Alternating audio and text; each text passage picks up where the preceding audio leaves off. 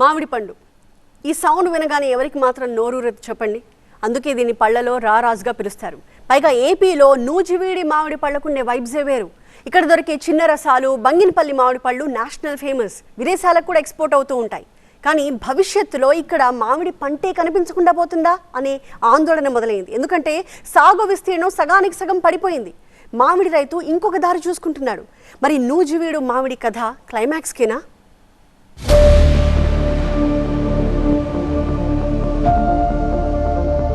మామిడి పేరు చెప్తే వెంటనే గుర్తొచ్చేది నూజివీడు మామిడి.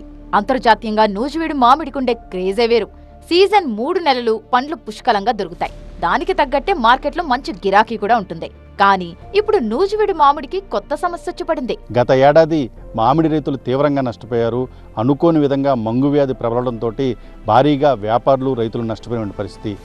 ఈసారి తోటల్లో మామిడికాయలు కలకల్లాడుతున్నప్పటికీ కూడా వ్యాపారులు ఎవరు రైతుల నుంచి వీటిని తీసుకునేందుకు ముందుకు రావటం లేదు.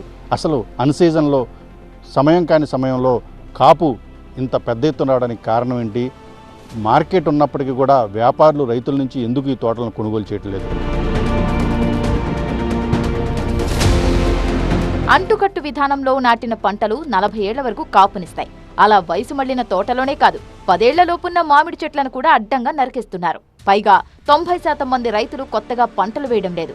పామాయిల్, కొబ్బరి, మొక్కజొన్న లాంటి మిగతా పంటల వైపు మొగ్గు చూపుతున్నారు. వేల ఎకరాలు నరికారు.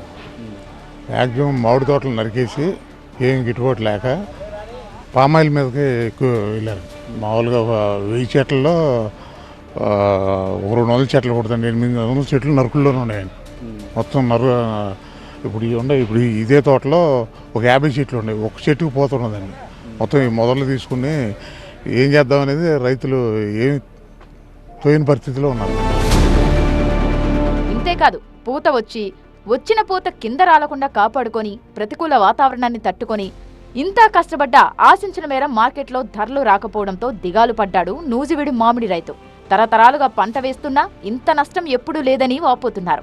ఇప్పుడు పరిస్థితి కూడా కొన్ని తోటలు అసలు ఏమీ లేవు, ఆకులు లేవు. బాగా చాలా జాగ్రత్త చేసి చూసినట్లు కొంచెం ఆకుల నుండి పూతలు వస్తున్నాయి, పొడి పూతలు వస్తున్నాయి.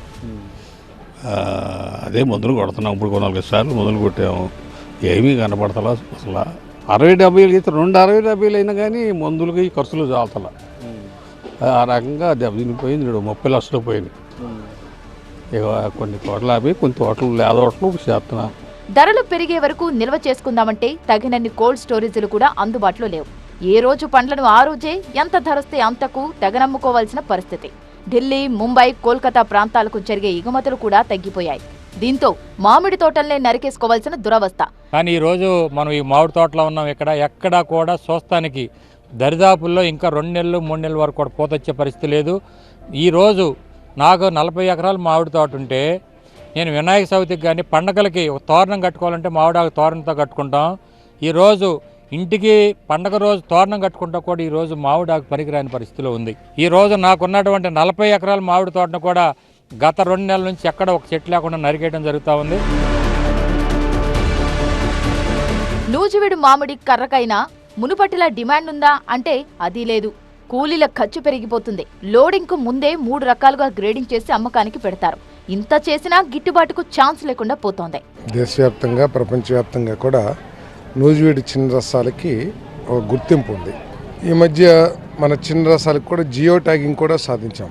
కాకపోతే రైతులు అవలంబిస్తున్న కొన్ని సాగు పద్ధతుల మూలంగా, లేదు ఎక్కువ ఉత్పత్తి కోసం ఆలోచన చేయటం మూలంగా కానివ్వండి, కాయలో క్వాలిటీ తగ్గిపోతుందనేది మార్కెట్ వర్గాలు చెప్తా ఉన్నారు. మామిడికాయల ఉత్పత్తిలో దేశంలోకెల్లా ఏపీది 2nd ప్లేస్. నూజివీడుతో పాటు చిత్తూరు, పలాస ప్రాంతాల్లో మ్యాంగో క్రాప్ ఎక్కువగా కనిపిస్తుంది. మ్యాంగో జ్యూస్ తయారీ కంపెనీలకు కాయలను ఎగుమతి చేసే వ్యాపారులు కూడా ఎక్కువే. ఇంత చరిత్రున్న మామిడిని కరోనా టైం నుంచి కష్టాలు వెంటాడుతున్నాయి.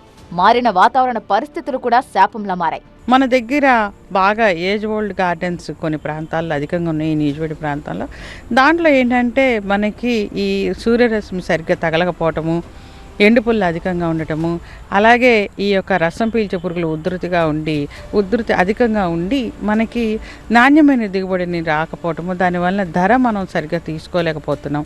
దానివల్ల చాలామంది రైతులు నిరాశ చెంది ఈ మామిడి తోటలను తీసివేయటానికి, అలాగే ఆయిల్ పామ్కి మరి కోకోకి ఇస్తున్న గవర్నమెంట్ యొక్క ప్రోత్సాహాలని కూడా కొంతమంది దాంట్లో ఎక్కువ సబ్సిడీలు ఉండటం వల్ల కూడాను మామిడిని తీసివేసి ఈ ఆయిల్ పామ్ కానీ లేకపోతే కోకో కానీ వేయటానికి ముందుకు వెళ్తున్నారు. నష్టాలు భరించలేక మామిడి తోటలను తీసివేస్తున్న రైతులు ప్రత్యామ్నాయాల వైపు చూస్తున్నారు. ప్రోత్సాహకాలు ఎక్కువగా ఉండే పామాయిల్, కొబ్బరి, మొక్కజొన్న సాగుకు మొగ్గు చూపుతున్నారు. ప్రభుత్వం సబ్సిడీ ఇవ్వడం లాంటి అద్భుతం ఏదైనా జరిగితే తప్ప నూజివీడు మామిడికి భవిష్యత్తు లేనట్టేనా?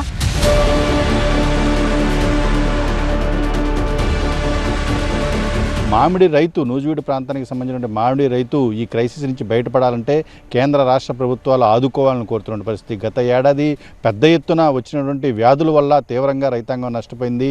ఈసారి కూడా ఇదే రకమైన వాతావరణం, భయం అయితే మాత్రం రైతులు అటు వ్యాపారులు కూడా కనిపిస్తున్న పరిస్థితి కనిపిస్తోంది. కెమెరా సుర్గాతో రవి, టీవీ 9 నూజివీడు నుంచి.